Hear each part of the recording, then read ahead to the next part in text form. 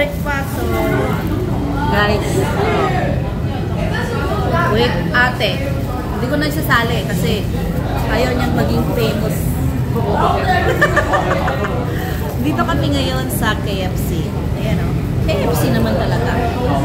So, dahil wala pa kaming breakfast, wala pa kaming lunch. Ang pangit na to, pa-KFC, KFC lang. Joke. Let's go.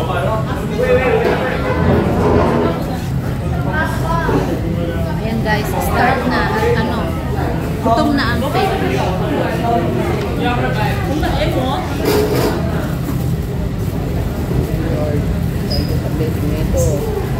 Thank you for the blessing daw, sabi ng aking landlady. Ayan guys, kamay na lang pakita ko. Ayan, kamay, o, diba? O. Alam na nila. Makikita yan. So, start ang aking landlady na mabait. Kasing April ko din pag nagalit.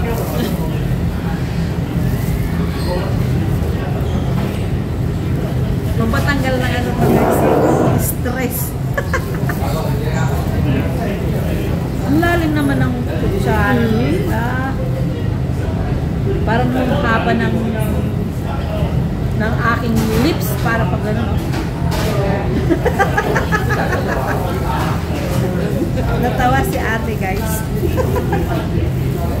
Diba? Makikita ka niya, natujo. Ito na siguro. Ang haba ng lalim mo. Para bang yung ito ko, mahaba. Para pang ganun. Grabe sila. Oy. Unang subo para sa inyo guys. Let's eat. Lalim mo. Yummy. Maganda pa yung plastic na kutsara eh. Maigi po yung kamay eh. Magre-reklamo ko pag may dumang stop. Ano yung malalim sa ichikat eh?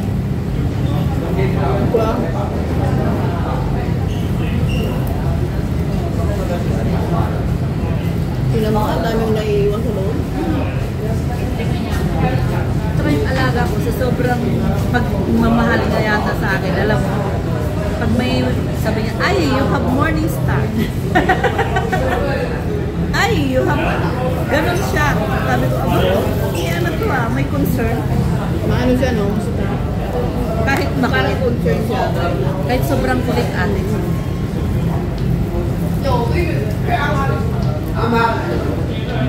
Ang lalim.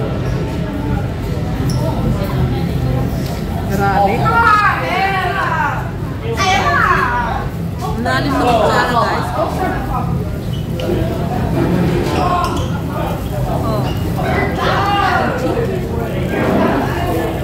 Almusal pa lang to guys. Mamaya yung lunch. Rich tayo ngayon. Katapusan. Kagigising lang yan. Walang palit-palit.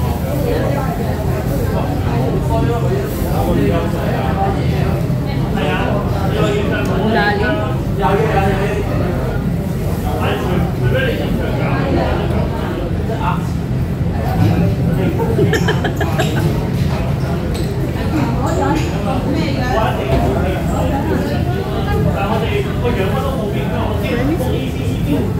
Parang gusto ko ulit namin kutsara nila. Palitan nila kasi.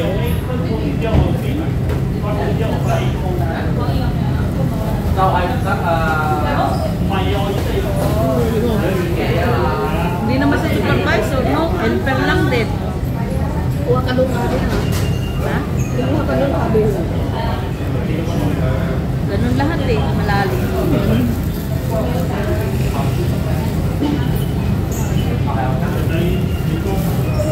Wala silang ketchup.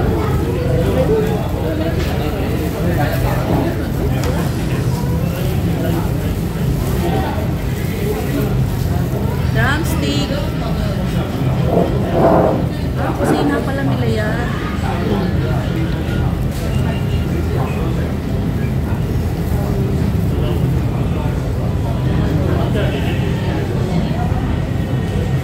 Buhay na naman ang tummy ni Menabit.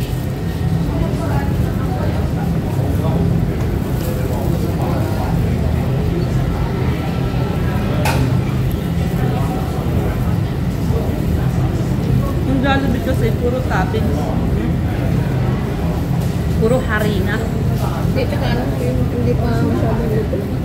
Kasi bulak-bulak yun.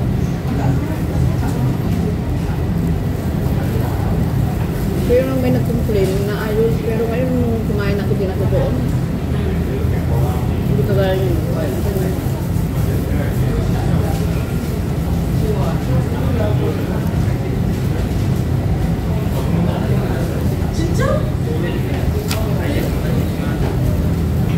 Dito nilaga yata mo. Wala lang.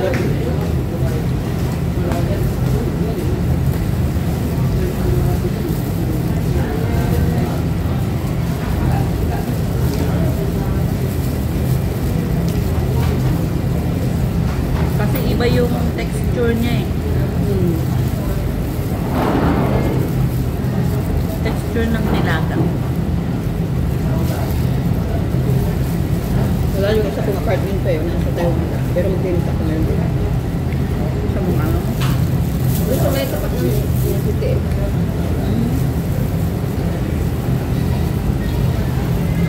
Wala pa sila.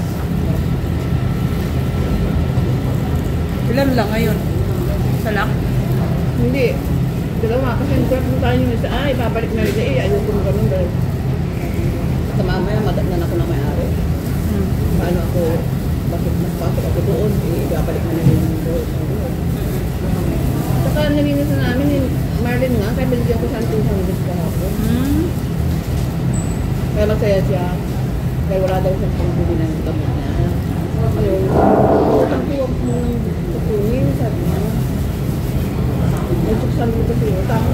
Susunod na siya. Susunod na nga kaya nasabi ko, huwag ka nang magbalance ah. Puro baro sa ano mo.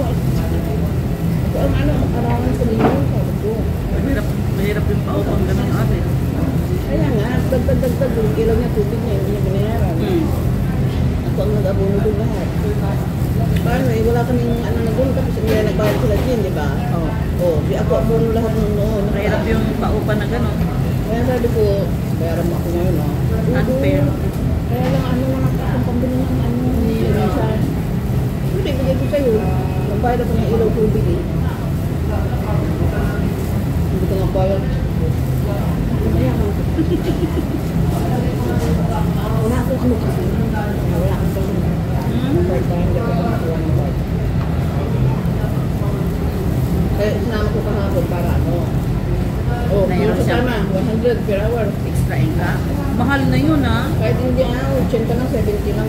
Mahal na yun. Pinama ko na ng 100. Kasi isa pa ni 202 hours lang niya eh. Dumating kami dun eh, 30. Tapos ang Ricardo rin siya, paniwanan na ako. Kaya kapalit sana si Jin. Kaya lang, wala naman yung gano'ng gagawin namin. Kasi mabilis-bilis si Marlene, si Jin, ganyan, ganyan.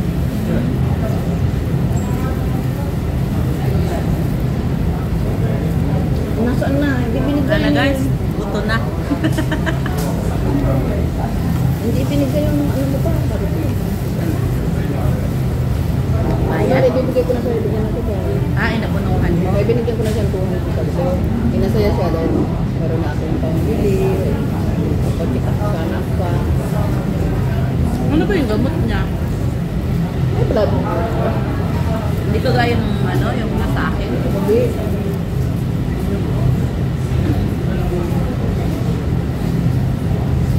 Sarap itong ano na soup kasi ano yung mushroom. Dati sa Manila, may mga nabibili yung ingredients ng mushroom. Yung mga ano, tauhan ng Ito Jollibee. ay pinapainit lang. Ano? Hindi. Lalagyan pa nila. Meron powder yan. Powder. Oo. Tapos yung parang mas lupis na tuna. So magpapakulo ko ng tubig. Tsaka may ulo. Yung ano? Parang powder siya. Alam mo yung powder na oo, tapos i-bubol ka ng tubig. Nalagyan nila ng cornstarch doon. Hindi ko alam kung course, basta powder na siya. Kagaya nung sa Jollibee. Kasi dati may nagtitinda sa akin, may nagbebenta sa akin ng mga ganun. Yung ano, yung sauce ng Jollibee. Tapos isasabihin kung paano yung pagluto.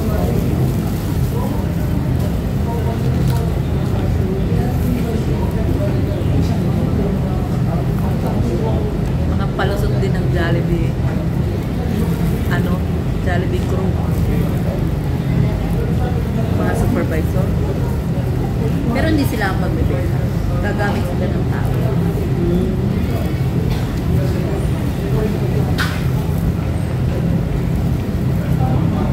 Alam mo naman Pinoy. Isa ako sa mga nakabili ng mga ganun dati. Malay ko ba? Ano bang alam mo to? Diba? Ang alam mo lang, binibenta niya.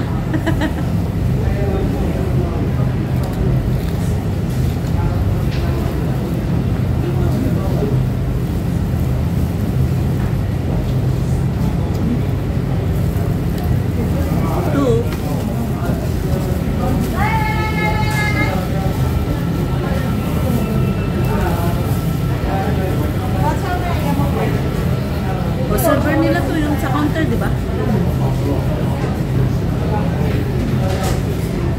Grabe yung kutsara nila, pang soup.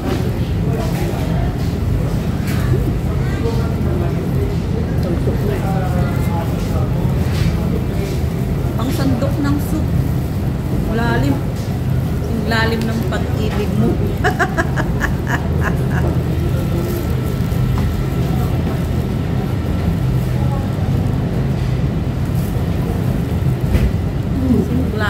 Lalim ko sa'yo.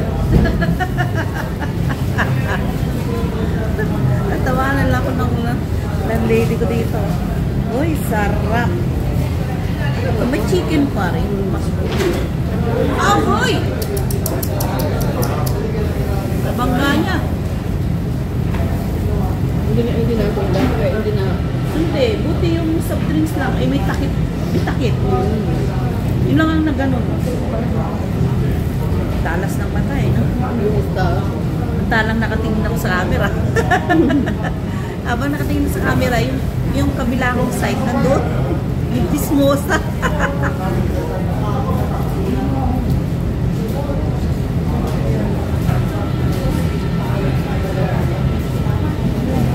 Right time ata nila.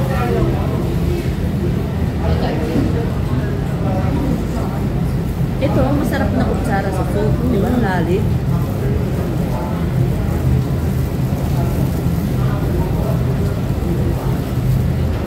Pero sa kanin, ito yung, ay, hindi pala. Pintas. Ito kasi, sa hulugan, para sa anak ko sa anak to. Sinuot ko na. Kasi hindi pwede yung nangangati. Mga passion. Hindi na lang ako pag-ikaw.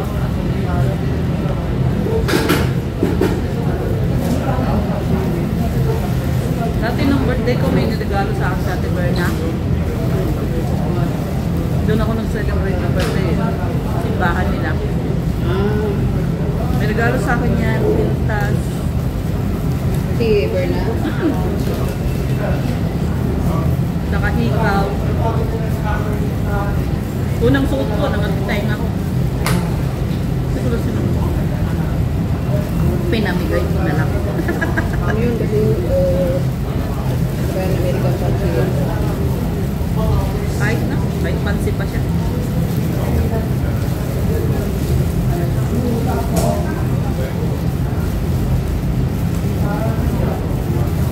Sarap itong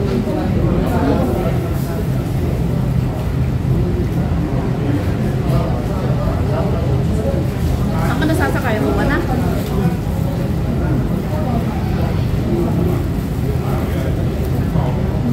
O yan guys. Uy, di pa ako tapos kumain. Bye-bye! Dinaan kayo sa kwento. O, ubus na.